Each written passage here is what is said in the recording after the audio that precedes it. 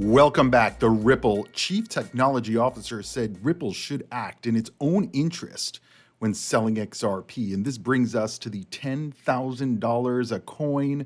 Is the US government going to be buying XRP directly from Ripple for $10,000 a coin?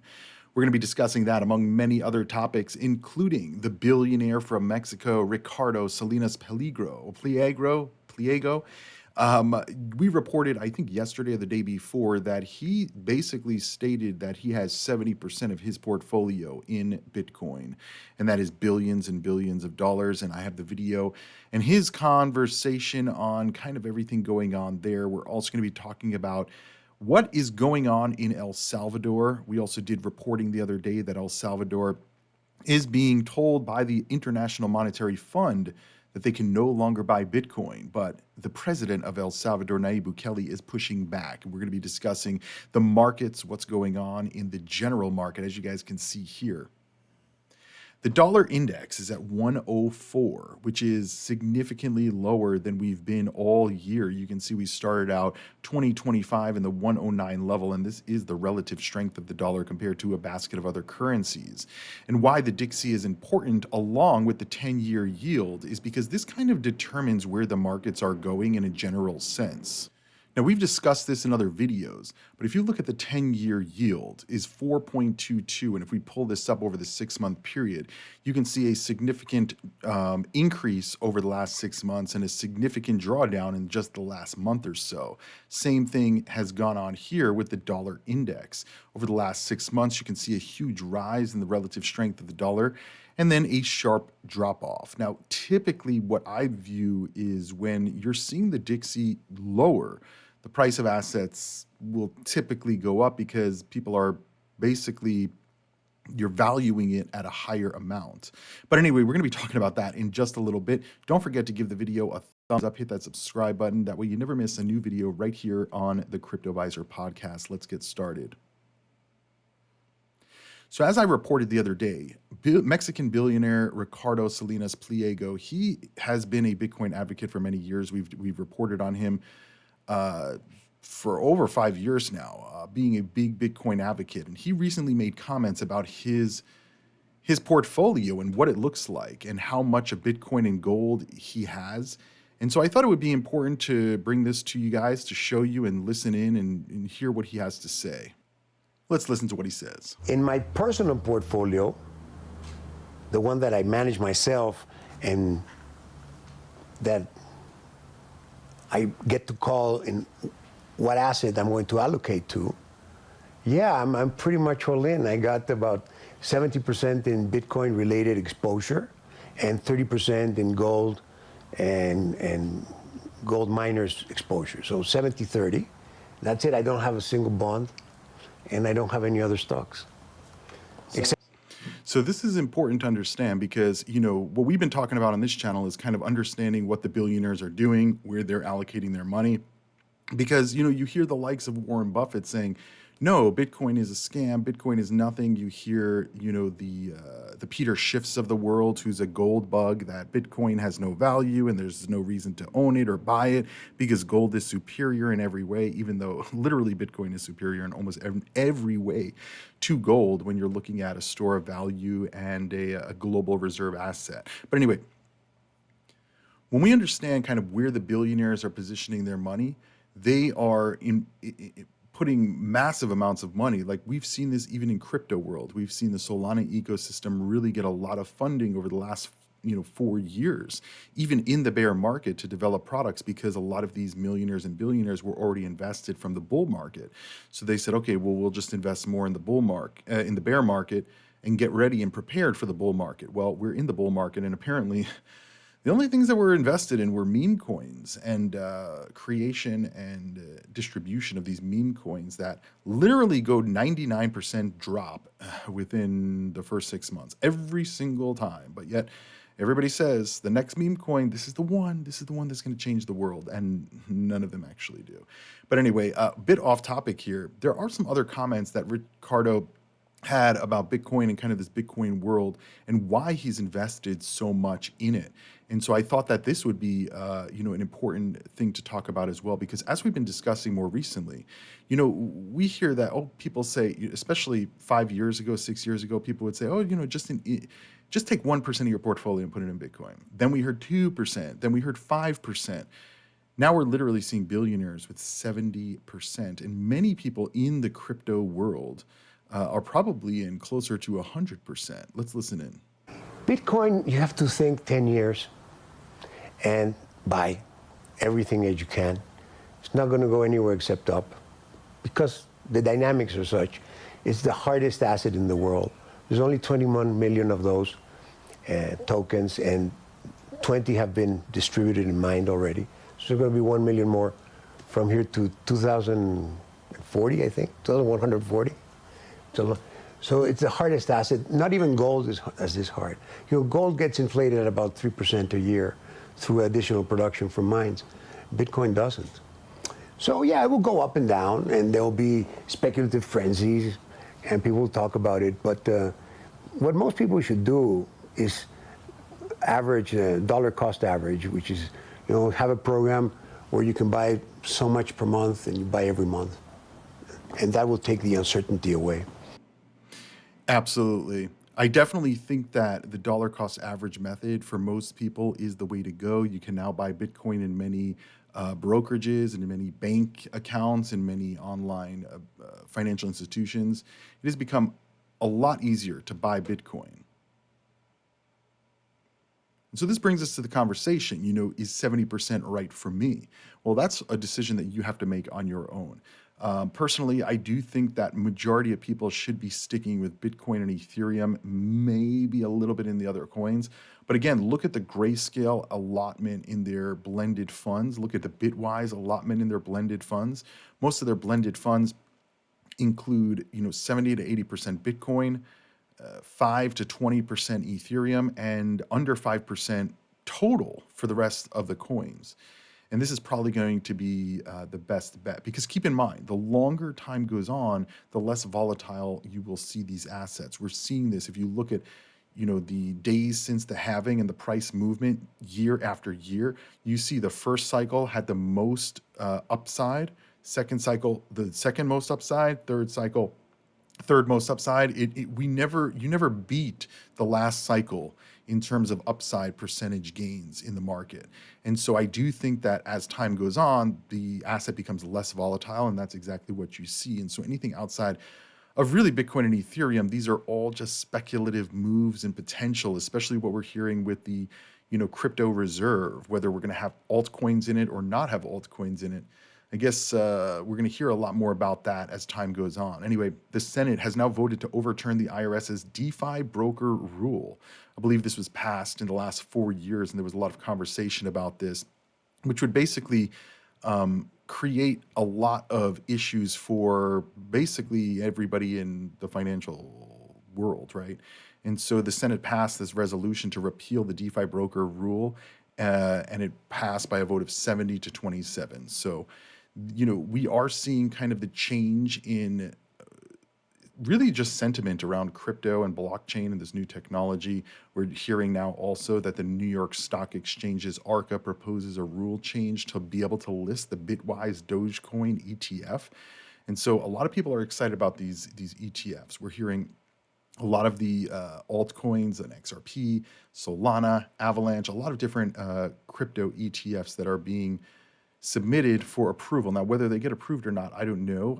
You guys know my viewpoint on this. Past the initial seed funding for these ETFs, an ETF on the market is actually a net negative for the market because they can control the price of the cryptos. Now, we've seen this happening just recently, right? Where I've reported that the Bitcoin ETFs and Ethereum ETFs were dumping literally in Bitcoin billions of dollars in 1 week. And so Michael Saylor was buying billions of dollars. And so to offset the buying, the ETFs were selling. And so this is why we saw a downward move in the price, in my view. Again, this is my analysis. I could be wrong. Not financial advice, do your own research. But, in my analysis, and I've reported this on this channel, this is why we saw the price go from 100,000 down to 80,000 after MicroStrategy purchased Bitcoin.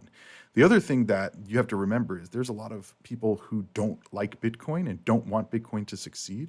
And so they could be buying Bitcoin ETFs, right, over the last year or so with the full intention to dump it when the market is pumping, right? So they, number one, will extract value from that trade, but also they could push the price significantly lower. And maybe that's what's going on as well. I don't know. But anyway, the New York Stock Exchange ARCA has filed a proposed rule to list and trade shares of the Bitwise Asset Management Dogecoin ETF. The New York Stock Exchange filed this, and which, if approved, it would enable the exchange to list the Bitwise Dogecoin ETF, a fund offering direct exposure to the meme coin. Coinbase will act as the custodian, while New York Mellon Bank will handle the cash custody administration and transfer functions. Guys, I believe it's going to get approved, right? It's going to be interesting to see how this kind of works because remember, Dogecoin has a 5 billion coin inflation rate per year.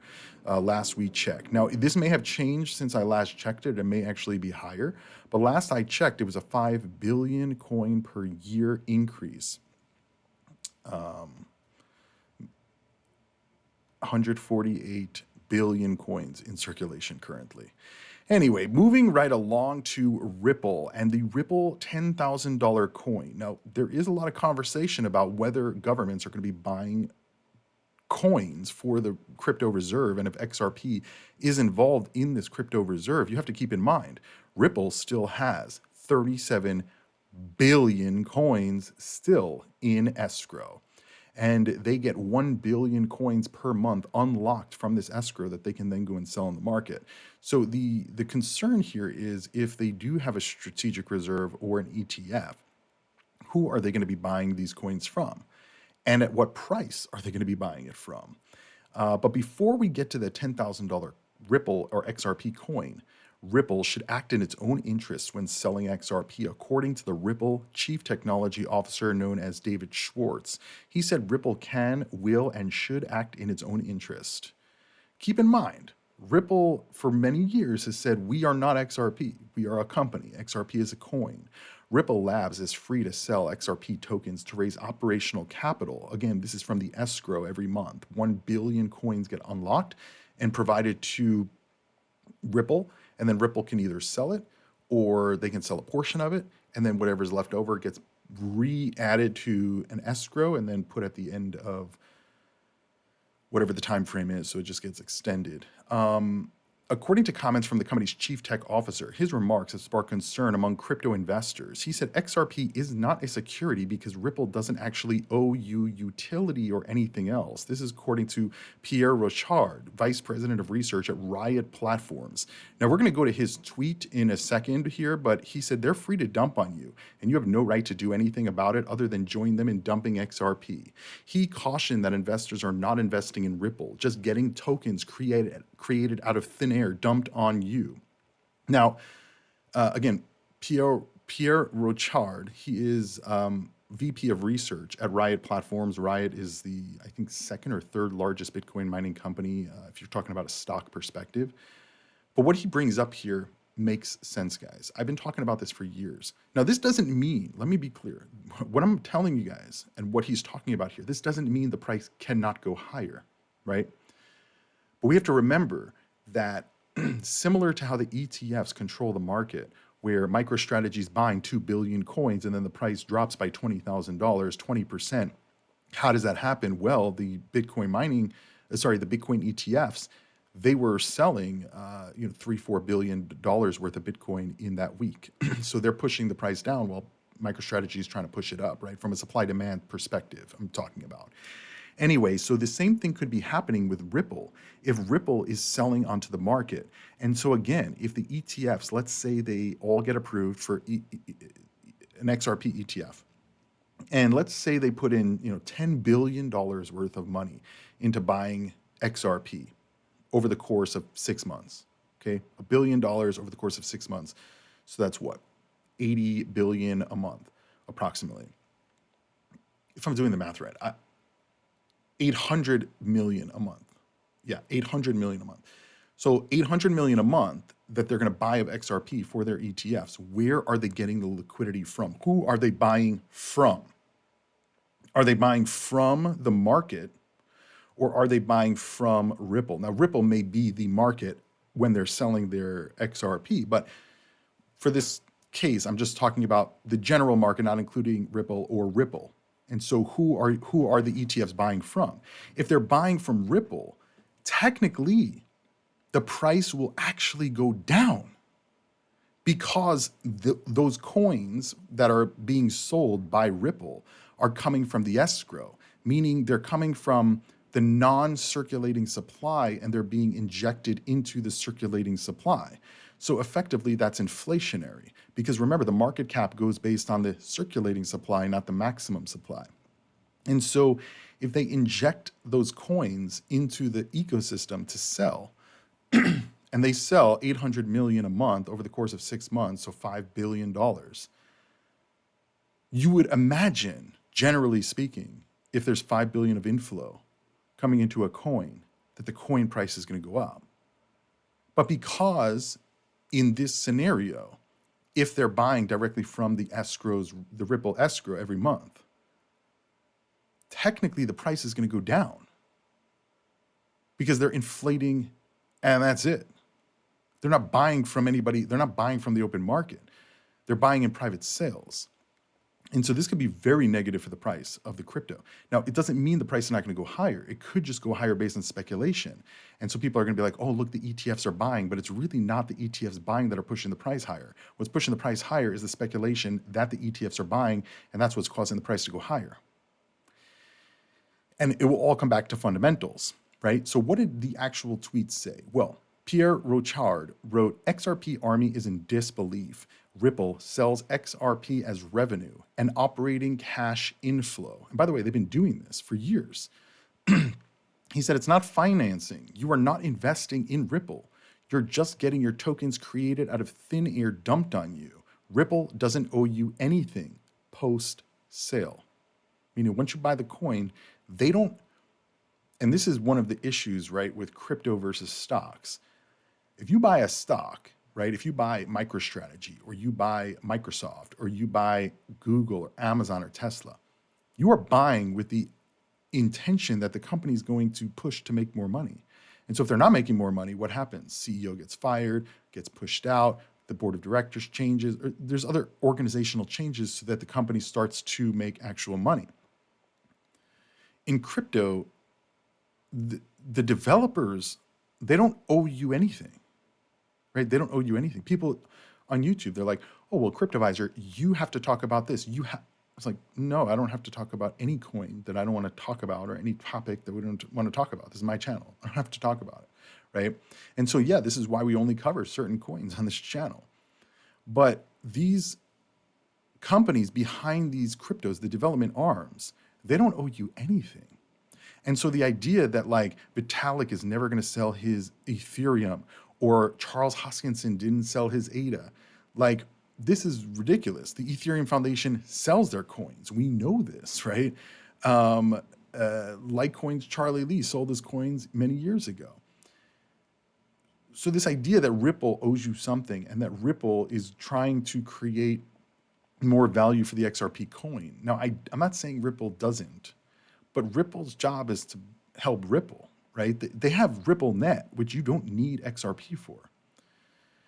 And so, yeah, this is the actual conversation. Pierre Rochard wrote, XRP isn't a security because Ripple doesn't actually owe you utility or anything else. They are free to dump on you and you have no right to do anything about it other than join them in dumping XRP. That's why XRP is not a security. Somebody asked David Schwartz for his comments. He said, 100% correct. In my opinion, Ripple can and will and should act in its own interest. You should not expect Ripple to act in your interest to the detriment of its own interest or those of its shareholders. Not XRP shareholders, Ripple shareholders, because Ripple is a company and it's been financed and invested in by other people. And so this kind of goes to the question, do you invest in Bitcoin or do you invest in MicroStrategy, right? There's people who are 100% in MicroStrategy, which I'm like, the CEO of the company doesn't even own any of the stock anymore. He just owns Bitcoin. So why would you be a MicroStrategy maximalist versus a Bitcoin maximalist, right? And so again, these are different investment strategies and thesis.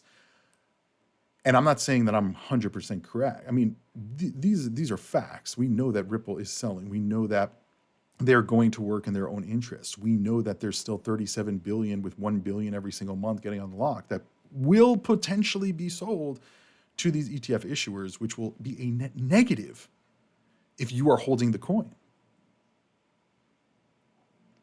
And so the people that are saying none of this matters, these are the people who've been holding XRP since under 10 cents, maybe even under a penny. Under a penny only goes back to like 2017, 2018. I think we were under a penny at certain points. So these people have been holding for a very long time. So they don't care if XRP comes down in the medium term. If they can get short term, get it up to $5, boom, they're selling. So now you have their sell pressure plus the Ripple sell pressure. This is a huge net negative from a fundamental perspective, in my view. But this may not matter, guys. It may not matter. And because there is a theory that Binance Square posted here that suggests the US government could be planning a massive XRP acquisition at a fixed price of $10,000 per token using treasury bills. If this happens, it could change the entire global financial system. But is this possible? Now, generally speaking, I don't think that this is going to happen, but it could. And so let's kind of understand how it could. If you look at Ripple, they're a US-based company. They had a lot of bad happen with the SEC case. They spent a lot of money. I think $250 or $350 million on legal fees for that case. And so I wonder if one theory is that because Ripple is a US-based company, they never left the US. They stayed firm on their belief that XRP is not a security in all of this. And they won the case effectively. That maybe as part of some type of agreement, as part of the strategic reserve or ETF or whatever, that all of the sales for U.S. strategic reserve and or the ETFs will be done through private sale directly from Ripple at a fixed price, meaning they'll continue to buy all of the escrow coins as long as Ripple continues to build, their ecosystem and build the future of finance and build this whole new they're already a global payment processor, right? And Ripple does have a lot of real business from, countrywide and company-wide businesses around the world. So they already kind of have the business there. And the U.S. could see this as a strategic kind of expansion of financial dominance in the world. And so this is possible, maybe not at $10,000 a coin, because at $10,000 a coin, the maximum supply of XRP is what? I think it's 100 billion coins. So if you take 100 billion coins, okay, this is a big number, 100 billion coins, and you times this by $10,000, that would be 1 million, billion, trillion, quadrillion, $1 quadrillion market cap.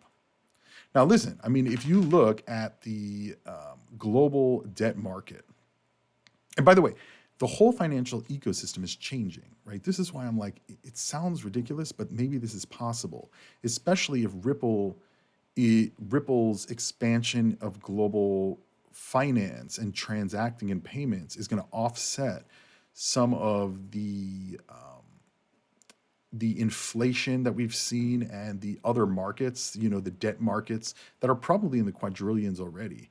There's derivatives built on derivatives, built on derivatives, built on derivatives, so it's like, how big are these financial markets really? Probably whatever is bigger than a quadrillion. But yeah, to think that XRP is going to get to a quadrillion market cap before we get to a trillion market cap, this is probably going to take many, many years if it does actually occur. But it is an interesting theory. It says the theory created by AI expert suggests that U.S. could directly negotiate with Ripple to purchase escrowed XRP at $10,000 per coin. Ripple could either hold the T-bills, right? This is so if the US government wants to buy XRP, it could offer treasury bills, which are government issued IOUs in exchange for the escrowed tokens. Ripple could either hold the T bills as an investment, use them as collateral for loans, sell them for instant liquidity. This deal could reset XRP's price and establish it as a major financial asset. And so if they buy it at $10,000 per coin, it could set a new market standard. Other governments and financial institutions might have to adopt the valuation. Now, before you say, like, this is never going to happen, there's no possible way, I do not fade the XRP ecosystem or community or Ripple, really. Because everything that, the XRP army has been saying for years is literally happening. They've been saying that Ripple is going to beat all of the regulatory hurdles they basically have, that it was going to rise to the top in global dominance. It basically has, right? It's the third crypto outside of Tether, but that's a stable coin. It's the third largest crypto. And who knows what other kind of deals they're working on from a regulatory. I think because they beat the regulatory hurdles, this accelerates their growth at this point. And so I don't put anything past the XRP army or the Ripple team. But it is an interesting aspect because the escrowed coins are an issue in my view. It's a huge issue for Ripple.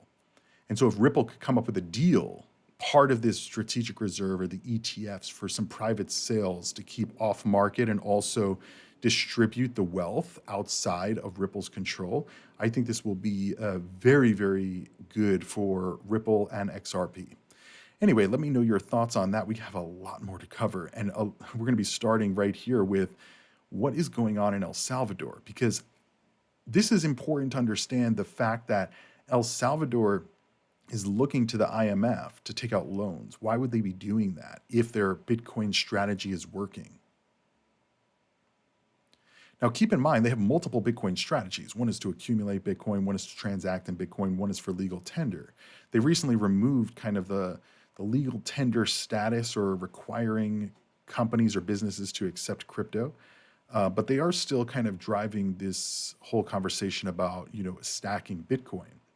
But as I covered the other day, the International Monetary Fund is basically telling El Salvador that they cannot purchase Bitcoin anymore. Although now we're hearing from the president himself, Nayib Bukele, who is stating that the Bitcoin purchases won't stop. But before we go there, Bitcoin News posted El Salvador's debt surged 52% from 2019 to 2024, right? 50% increase in just 5 years, nearly matching the US's 57% rise. Its debt jumped from $21 billion to $32 billion, with bond buybacks like $1.7 billion in April of 2024 refinanced at higher rates rather than be repaid, masking the crisis. And Samson Mao, who is a Bitcoin maxi, he said, all right, I'm starting to see why the IMF loan, which unlocks more loans, was needed. And this is what I said, like last year and the year before, we saw El Salvador was going to be trying these Bitcoin bonds and volcano bonds. And this was obviously to raise money. No, I didn't realize they needed the money this bad. I thought they just were doing it to raise more money. But then when we started to hear about this whole IMF situation, this made a lot of people kind of think, okay, well, why did they need this money that bad? Like, why would they go to the IMF? Because this first loan was only $1.4 billion, which sounds like a lot. But to a country, it's really not that much, especially when they're spending at the rate that they're spending. But now El Salvador's Bukele says that Bitcoin purchases will not stop due to the IMF deal. And so the IMF's $3.5 billion deal with El Salvador includes Bitcoin-related reforms, one of which, according to the IMF, prohibits further accumulation of tokens by the government. Now, Nayib Bukele responded with the Bitcoin office saying El Salvador bought another Bitcoin for the strategic reserve. Now they hold 6,100 Bitcoin. When I'm recording this, worth just over $500 million. Nayib Bukele retweeted the Bitcoin office's post and said, this all stops in April. This all stops in June. This all stops in December. He said, no, it's not stopping. if it didn't stop when the world ostracized us and most Bitcoiners abandoned us, it won't stop now and it won't stop in the future. Proof of work is greater than proof of whining. All right, Nayib Bukele. So, he, first of all, the agreement, I don't know that it's been signed or it's been finalized yet. And also, I don't know what the IMF, what they're gonna, what would be the recourse, right? They say you got to repay the loan now, and Nayib Bukele say no, we're gonna repay it when we repay it. And I mean, the IMF is just a bank. I don't know that they can go in and like repo a country, right? So it is interesting because the IMF has been very vocal about them not, the El Salvador not doing this whole Bitcoin strategy, at points saying that it's going to bankrupt the country and all this. But Nayib Bukele believes in the future. I think that he has a long-term view, which is probably very good for El Salvador and the people who live there and the future generations. But this is kind of like a risk because if they need the money and they can only get it from the IMF, which apparently this is where the only place they can get it from.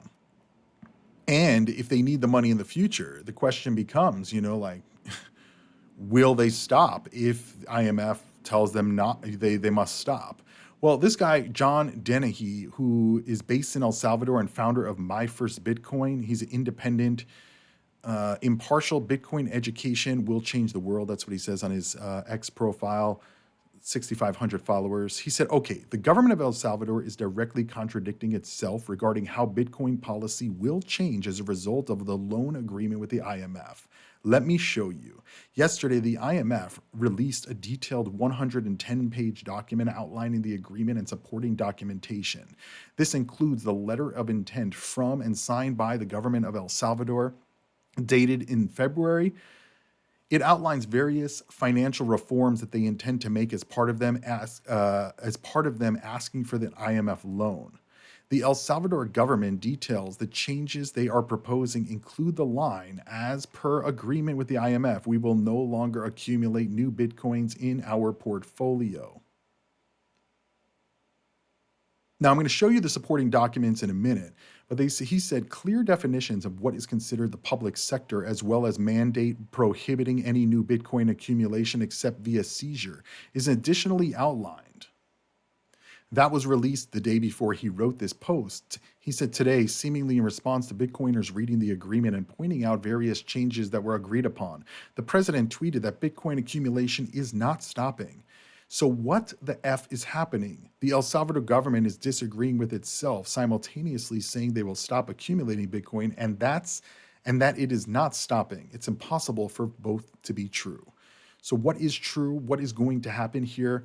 Are they going to continue to grow like President Bukele is saying, or are they going to stop purchasing the Bitcoin? I mean, again, if they're taking a $1.4 billion loan, most likely they're going to need more money at some point in the future, especially if the Bitcoin loans didn't work. And now, the price of Bitcoin's coming down, so everybody's kind of nervous. So they couldn't raise more Bitcoin money if they wanted to. I don't know. It's going to be very interesting to see how it all plays out.